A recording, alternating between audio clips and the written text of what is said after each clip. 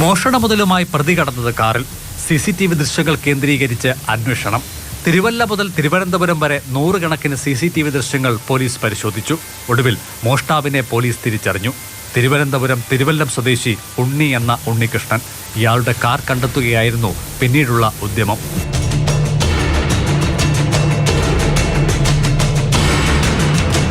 അന്വേഷണത്തിനൊടുവിൽ Thiruvananthapuram medical കോളേജിന് സമീപത്ത് car കണ്ടെത്തി.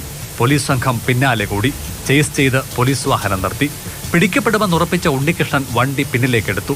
തടയാൻ ശ്രമിച്ച പോലീസുകാരൻ MS മനോജ് കുമാറിന്റെ കാലിലൂടെ ചക്രം കയറിയിറങ്ങി. വാഹന നീക്കം തടയപ്പെട്ടുവെങ്കിലും പ്രതി കീഴ്പ്പെടാൻ ഒരുക്കമായിരുന്നില്ല. ഒടുവിൽ വാഹനത്തിന്റെ ചില്ല് പോലീസുകാരൻ ഇടിച്ചു പൊട്ടിച്ചു. P. അഖിലേഷിന് അങ്ങനെയാണ് പരിക്കേറ്റത്.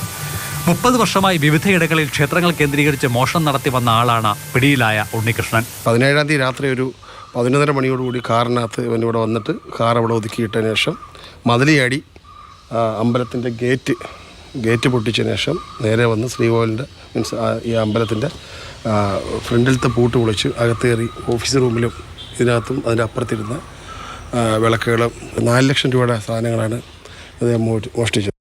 പടപ്പാട് ശ്രീദേവി ക്ഷേത്രത്തിൽ നിന്നും 4 ലക്ഷത്തോളം രൂപ വില വരുന്ന ഓട്ടുവിളക്കുകളും ശ്രീവേലിക്കുടങ്ങളും അടക്കം കവർന്ന കേസിലാണ് അറസ്റ്റ്. ജൂലൈ 17 രാത്രി ക്ഷേത്രത്തിന്റെ മുൻവശത്ത് കാർ നിർത്തിയ ശേഷം മതിൽ ചാടിക്കടന്നു. പ്രധാന വാതിലിന്റെ താഴെ തകർത്തു. സ്റ്റോർ റൂമിൽ സൂക്ഷിച്ചിരുന്ന വിളക്കുകളടക്കം കവരുകയായിരുന്നു. DYSP S. അഷാദിന്റെ മേൽനോട്ടത്തിലായിരുന്നു അന്വേഷണം.